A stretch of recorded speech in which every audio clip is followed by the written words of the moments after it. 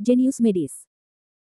Sebelum lanjut, bagi yang belum subscribe Cafe Novel, silahkan subscribe dan aktifkan lonceng notifikasi supaya tidak ketinggalan update terbaru dari kami. Jangan lupa juga tinggalkan like, komen dan share video ke medsos yang sahabat punya. Oke lanjut. Bab 2591-2593. Ada keheningan yang luar biasa di tempat itu, dan orang-orang mengira mereka salah dengar. Apa yang dia katakan? Apakah dia akan membunuh penatua Huang Fu? Semua orang saling memandang seolah-olah mereka baru saja mendengar lelucon yang sangat konyol. Saya berani menantang penatua Huang Fu. Apakah penatua Huang Fu adalah sesuatu yang bisa dia tantang? Saya tidak tahu harus berbuat apa. Semua orang mengira pria ini gila. Banyak orang bahkan mengamati reaksi Huang Fu Zhou, menantikan bagaimana Huang Fu Zhou akan menghukum Jericho Lee. Benar saja, orang-orang melihat wajah Huang Fu Zhou muram. Dia bersenandung dingin, aku sudah mengembara di sungai dan danau selama bertahun-tahun, dan aku belum pernah melihat pria muda sepertimu. Haha, aku belum pernah melihat orang bodoh sepertimu, Li kata Yifan tanpa menyembunyikan rasa jijiknya. Itu mungkin seekor anjing. Kerumunan itu terengah-engah. Berbicara besar saja tidak cukup. Mereka bahkan memprovokasi dan mempermalukan Huang Fu Zhou. Apakah mereka mengira mereka belum mati dengan cukup cepat? Bersenandung. Wajah Huang Fu Zhou agak jelek. Dia ingin menamparkan anak laki-laki itu sampai mati, tetapi karena identitasnya yang lebih tua, jika dia melakukannya pada generasi yang lebih muda, dia akan ditikam di tulang belakang. Segera, dengan wajah muram, dia berteriak pada Huang Fu, aku serahkan padamu. Baiklah, kakek. Huang Fuzi dan seterusnya adalah kalimat ini, dia langsung tidak ragu-ragu, dan segera memanggil teman-temannya, saudaraku, mulailah menjatuhkannya. Wang Qing dan Xian Seng sibuk mengangguk, dan Zhou Ke siap memberi pelajaran pada Jericho Lee. Beri aku.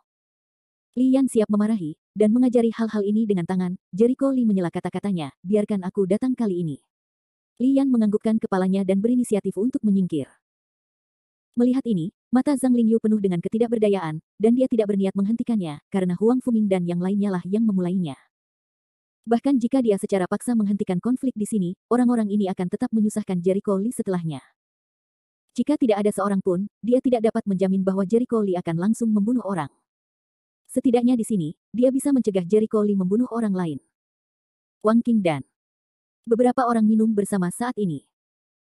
Jericho Lee mengangkat tangan kanannya, jari-jarinya bersinar putih, menjadi sebening batu giok putih, dan satu jari menonjol keluar.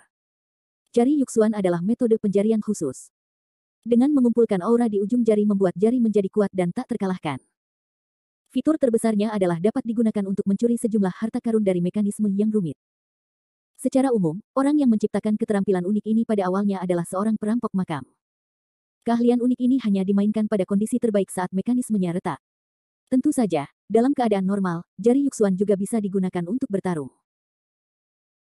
Setidaknya cara Jericho Lee telah melampaui ruang lingkup bentuk, dan dia dapat menggabungkan jari Yuxuan dengan cara lain untuk memainkan efektivitas tempur yang luar biasa. Suara mendesing. Sidik jari beterbangan, kekuatan dingin yang tak terlihat, menghantam dada beberapa orang. Bang! Beberapa orang muntah darah di tempat dan terjatuh puluhan meter jauhnya.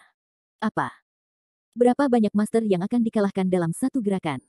Bagaimana dia melakukannya? Semua orang yang hadir terkejut, menunjukkan ekspresi yang luar biasa. Baru saja, Li Yan menamparkan Huang dengan marah di udara. Mungkin mereka mengira Jericho Lee hanya mengandalkan kekuatan bawahannya untuk bersikap sombong. Tapi sekarang, kekuatan Jericho Lee jelas lebih tinggi dari Li Yan, yang lebih mengerikan dan tak terduga. Ini. Wang juga membuka mulutnya. Dia pikir kekuatan Jericho Lee seharusnya sangat bagus, tapi dia tidak menyangka akan sekuat itu. Wang Qing dan yang lainnya semuanya adalah master jiwa, jadi mereka tidak bisa bergerak. Itu artinya kekuatannya setidaknya setengah negeri dongeng, bukan? Wajah Wang Luo berwibawa, matanya sedikit menyipit, kekuatan ini, setidaknya setengah negeri dongeng. Ia mengaku meremehkan Jericho Lee. Wang juga merasa lega, jika dia setengah negeri dongeng, maka orang-orang ini. Wang Luo menoleh dan berkata dengan dingin, kamu terlalu naif. Semakin dia sombong, dia akan semakin marah pada musuh. Huang Fu tua tidak akan membiarkannya pergi. Jawabannya juga sangat jelas. Setelah melihat gerakan Jericho Lee, Huang Fu Zhou menghancurkan beberapa orang Wang Qing dan menyadari bahwa dia tersenyum pada mereka. Anak ini. Mata Huang Fu Zhou sangat suram, dan dia tidak bisa menahan amarahnya. Bagaimana kamu melakukan sesuatu? Begitu Huang Fuzi mendengar ini, dia tahu bahwa leluhurnya sedang marah. Alih-alih panik, dia malah sedikit gembira.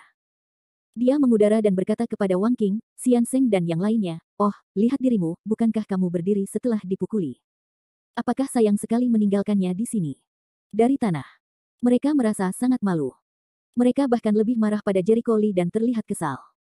Huang Fuzi segera menyemangati, Zhouke, kudengar kakekmu ada di sini. Di mana kamu?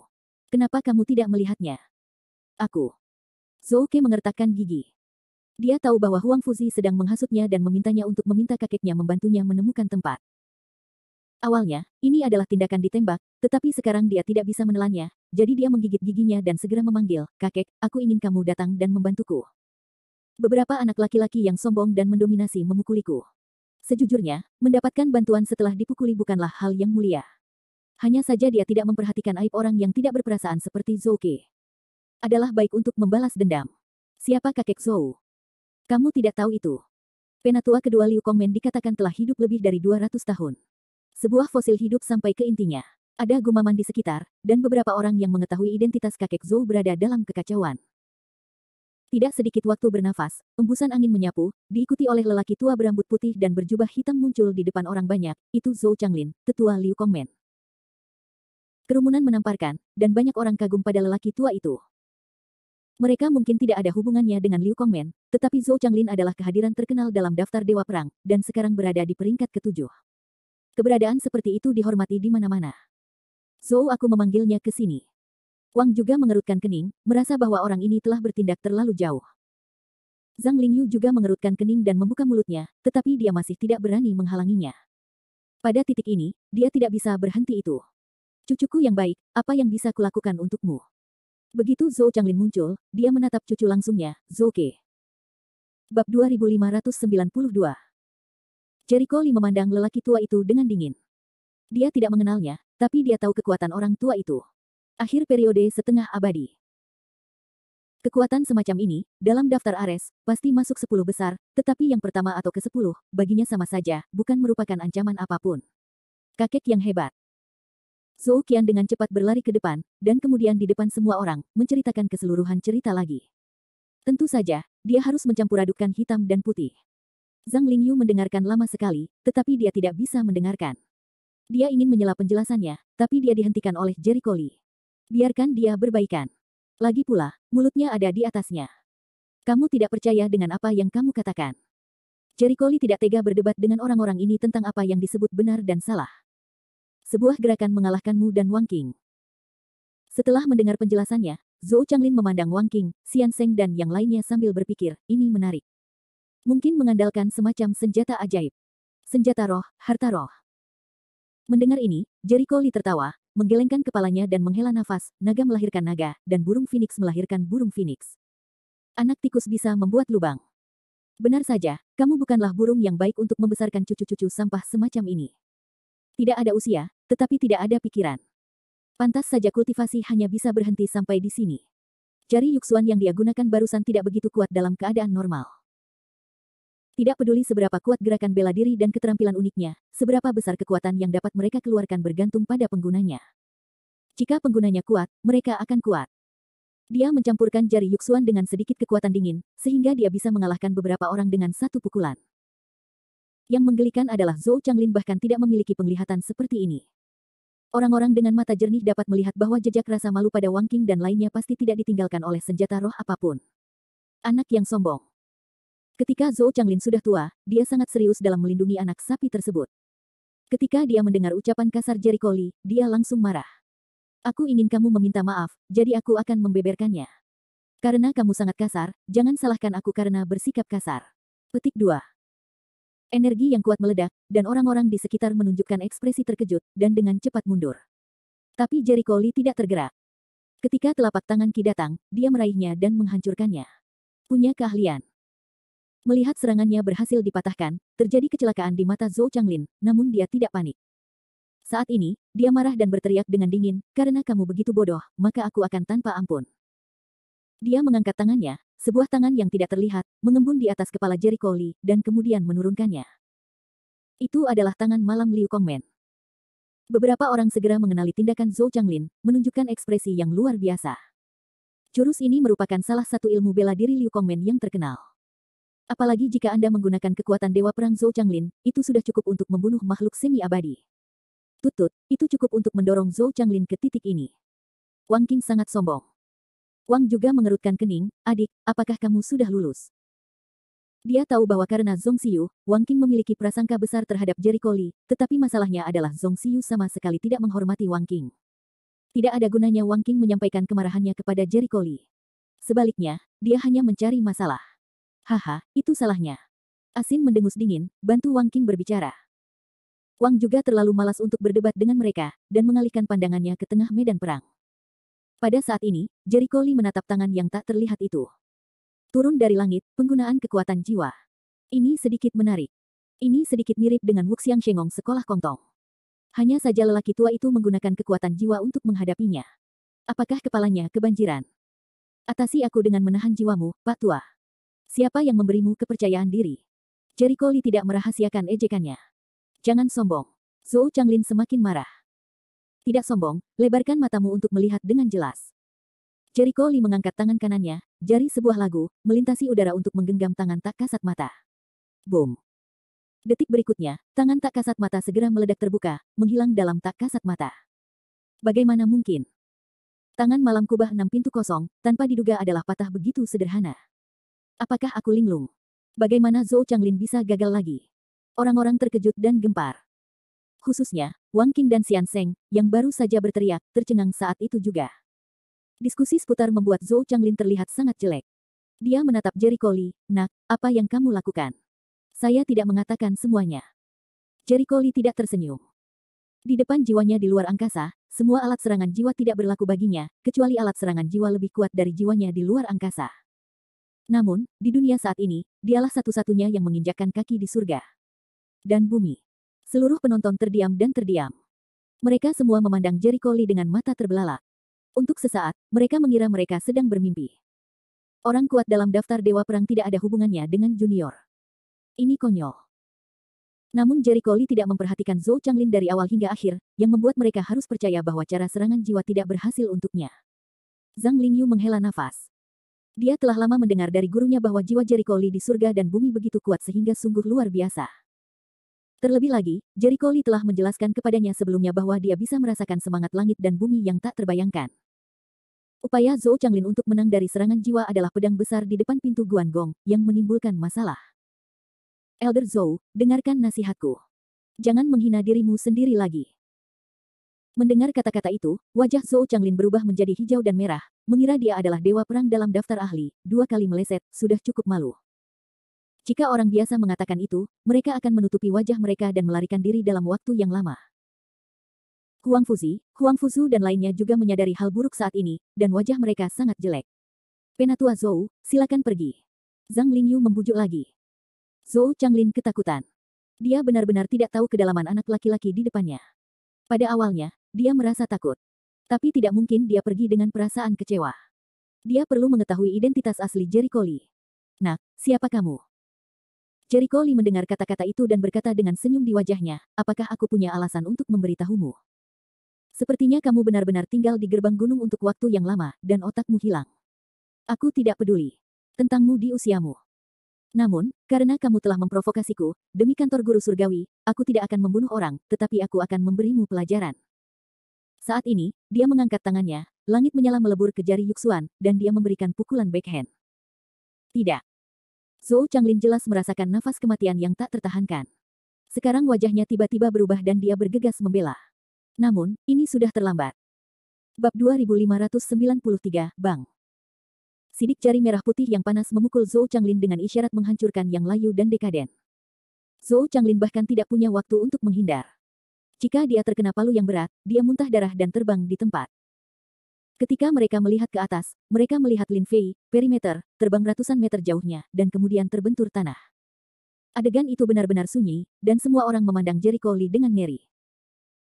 Mereka yang tadinya sombong, satu persatu dengan mulut ternganga, ekspresi tidak bisa dibilang lucu. Kakek yang hebat. Zhou bodoh. Wang Qing, Xian Sheng dan Huang Fuzi pucat. Ini. San Yu Sui kesurupan beberapa saat, dan dia menamparkan Zhou Changlin dengan satu tangan. Itu yang terkuat dalam daftar Dewa Perang. Zhang Lingyu tidak bisa menahan senyum pahit. Dia tahu konsekuensinya akan seperti itu. Dengan siapa Zhou Changlin bermasalah, selain Jericho Li. Memang benar Zhou Changlin adalah orang kuat dalam daftar Dewa Perang, namun pria yang dihadapinya adalah orang super kuat yang mampu membunuh orang mati. Dia bisa bertarung sebelum dia memiliki hantu. Tuan, kekuatannya lebih unggul dari Zhou Changlin. Suara Wang Ye sedikit bersemangat. Ia mengira Jericho Lee memiliki selera yang buruk, namun akibatnya Zhou Changlin ditampar oleh Jericho Lee. Lihat. Ekspresi Wang Luo sangat rumit. Dia pikir dia cukup tinggi untuk melihat Jericho Lee, tapi sekarang sepertinya dia tidak mengenal Jericho Lee sama sekali. Tiba-tiba, dia mulai meragukan kehidupannya dan kemampuannya dalam bertemu orang selama bertahun-tahun. Bahkan Huang Fuzhou mulai ragu apakah dia telah salah menilai sesuatu. Setelah menjemput Zhou Changlin, Jericho Lee hendak memulai lagi ketika ponselnya berdering. Dia mengeluarkan ponselnya dan melihat bahwa itu adalah Li Wenyan. Ayah, ada apa? Aku di surga dan di bumi. Nada bicara Li Wenyan pada akhirnya memuaskan. Mendengar ini, Jericho Lee segera berkata sambil tersenyum, bagus. Selamat. Saya tidak menelepon Anda untuk mengatakan itu. Saya akan menyelidiki beberapa hal selanjutnya. Saya mungkin akan pergi sebentar.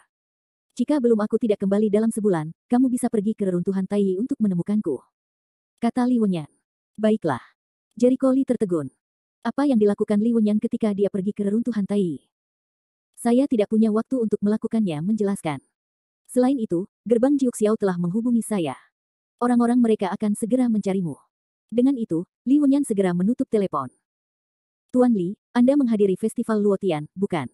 Namun, Anda mungkin perlu keluar sebentar. Jiu Xiaomen telah mengusir keluarga Dai, dan atasan tidak ada hubungannya dengan keluarga Dai. Menurut saya informasi, keluarga Dai telah mengambil tindakan. Su Huang berkata langsung pada intinya. Tunggu aku di sini di Gunung Naga dan Harimau dengan mengirimkan formasi.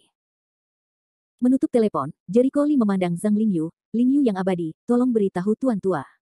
Saya akan pergi sebentar untuk mengurus beberapa urusan pribadi. Zhang Lingyu mengangguk. Dia tahu apa yang dibicarakan Jericho Lee. Penjaga di sini, jika ada situasi, tunggu aku kembali dan beritahu aku, jika ada yang menemukan kesalahan, kamu bisa melakukannya. Jericho Lee menepuk bahu Lian dan segera pergi. Lian memperhatikan orang-orang di sekitarnya, menoleh dan pergi, lalu mengikuti Zhang Lingyu. Semua orang kaget melihat mereka pergi dengan angkuh, terutama Huang Fuzi, Huang Fuzu dan lainnya. Penatua Huang Fu, mereka sudah pergi. Bukankah kita mengirim seseorang untuk mengejar mereka? Wang Qing menggigit giginya dan sangat enggan. Ada bayangan di mata Huang Fuzhou. Awalnya, sejauh menyangkut identitasnya, tidak ada yang berani untuk tidak menghormatinya. Jericho Lee mempermalukannya di depannya dan menyakiti Huang Fuming, yang setara dengan mempermalukan seluruh sekte Kunlun. Dalam keadaan normal, dia tidak akan menyerah, tapi kali ini dia tidak bisa berbuat apa-apa. Karena baru saja semua orang melihatnya, Jericho Lee menamparkan Zhou Changlin, dan kekuatannya tidak terduga. Biasanya, siapapun yang memiliki otak kecil akan tahu bahwa orang tersebut tidak dapat terprovokasi sama sekali. Memang benar dia adalah sesepuh tertinggi Sekte Kunlun. Dia adalah obat mujarab yang mulia. Namun, dari segi kekuatan, dia kekurangan. Dia baru saja menembus daftar Sanxian, dan dia tidak memiliki nama di daftar Sanxian. Dengan kekuatan seperti itu, sulit untuk mengatakan apakah dia akan menang atau kalah melawan Jericho Lee. Yang paling penting adalah jika dia benar-benar bergerak, faksi Kunlun akan kehilangan mukanya. Tidak peduli menang atau kalah, akan dikatakan bahwa yang besar menindas yang kecil. Jika Anda menang, Anda akan dikatakan seperti ini. Jika kalah, Anda tidak hanya akan menipu yang kecil dengan yang besar, tetapi juga membuat lelucon. Lalu siapa yang bisa menghentikannya? Huang Fu berkata dengan suara dingin. Ucapan ini, sekelompok orang semuanya bodoh dan diam. Ya, siapa yang bisa menghentikan Jericho Lee? Bahkan Zhou Changlin, orang kuat di garis depan daftar Dewa Perang, dikalahkan dalam satu gerakan. Apa yang mereka gunakan untuk menghentikan Jericho Lee? Kepala besi. Adik, jangan membuat masalah lagi. Wang juga menatap Wang Qing saat ini, dan nadanya agak tidak puas. Jika bukan karena belas kasihan Jericho Lee, saya khawatir Wang Qing sudah lama meninggal. Kakak laki-laki, kenapa kamu selalu menghadapi orang luar? Wang Qing mengertakkan gigi. Karena Zhong Xiu, dia selalu meremehkan Jericho Lee. Jika aku tidak menghentikanmu, kamu akan dibunuh olehnya. Wang juga benci kalau besi tidak dijadikan baja. Kamu pikir kamu adalah murid Sekte Wudang, siapa yang akan membiarkanmu? Tidakkah kamu melihat Zhou Changlin dipukuli? Jika kamu benar-benar ingin bertemu orang yang tidak mampu kamu bayar, nama Sekte Wudang tidak akan berfungsi. Zhou Changlin masih menjadi tetua tertinggi Liu Kongmen. Dia masih dipukuli. Wang Qing hanyalah murid Sekte Wudang. Statusnya jauh lebih buruk daripada Zhou Changlin. Sial. Wang Qing membenci ketidakadilan, tapi juga tahu bahwa apa yang dikatakan Wang juga benar. Di sini, Huang Fuzi tampak tidak yakin dan berkata kepada Huang Fuzu, "Kakek, apakah kita akan melepaskannya?" Huang Fuzhou tentu saja tidak ingin mengungkapkannya. Lagi pula, dia kehilangan terlalu banyak muka kali ini. Wajahnya tidak yakin. "Sekarang aku harus meminta bantuan. Siapa itu?" Huang Fu bertanya dengan rasa ingin tahu. Saat ini, Zhou Changlin, dengan bantuan Zhou Ke, telah kembali ke kerumunan. Dia kebetulan mendengar apa yang dikatakan Huang Fuzhou dan melihatnya dengan rasa ingin tahu. Tan Changming. Begitu nama pria itu disebutkan, banyak orang di tempat kejadian langsung tersentak. Bukankah dikatakan bahwa Tan Changming sudah lama meninggal? Huang Fuzi terkejut dan tidak dapat mempercayainya. Tan Changming, orang kuat Banxian yang terkenal di dunia seni bela diri lebih dari 200 tahun yang lalu, pernah menghilang dalam sebuah ekspedisi.